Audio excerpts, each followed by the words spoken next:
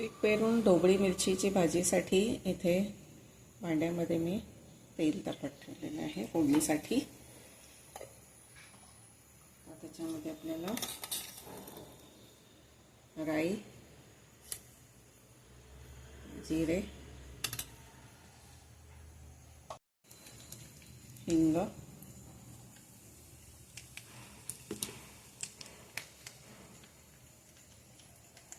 एक मिरची, कढीपत्ता आणि एक बारीक कांदा. कांदा तुम्ही तुमच्या आवडीप्रमाणे कमी जास्त घेऊ शकता.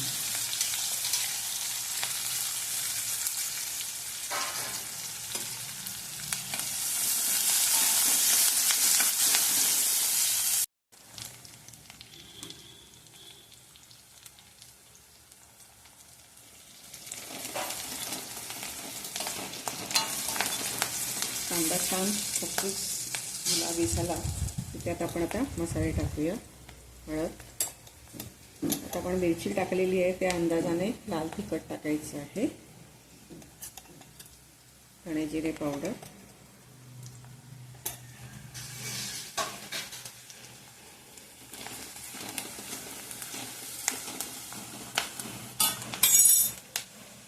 आपल्याला यात हे शिमला मिरची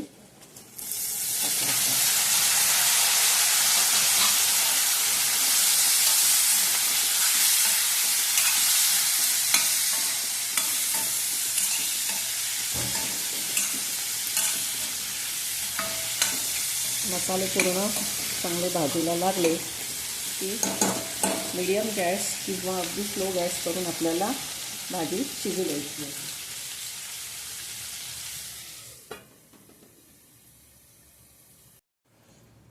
साधारण 5 ते 7 मिनिटांनंतर हे बघा भाजी अगदी छान मऊ झालेली आहे.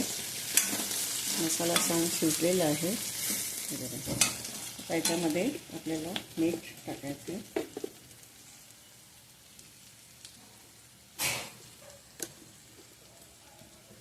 मीठ परत छान सगळीकडे आपल्याला मिक्स करून घ्यायचं आहे. आणि आपल्याला बेसन, हे 2 चमचे मी बेसन घेतलेलं आहे ते टाकायचं आहे.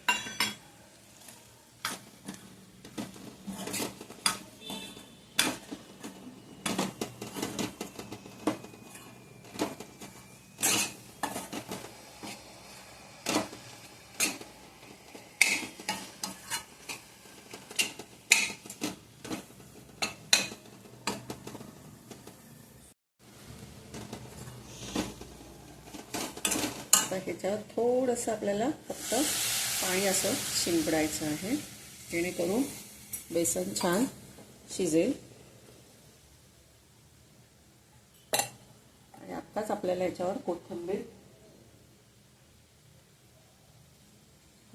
टाकून परत झाकण लावून 2 मिनिटं आपल्याला वाफ काढायची आहे की आपली भाजी तयार.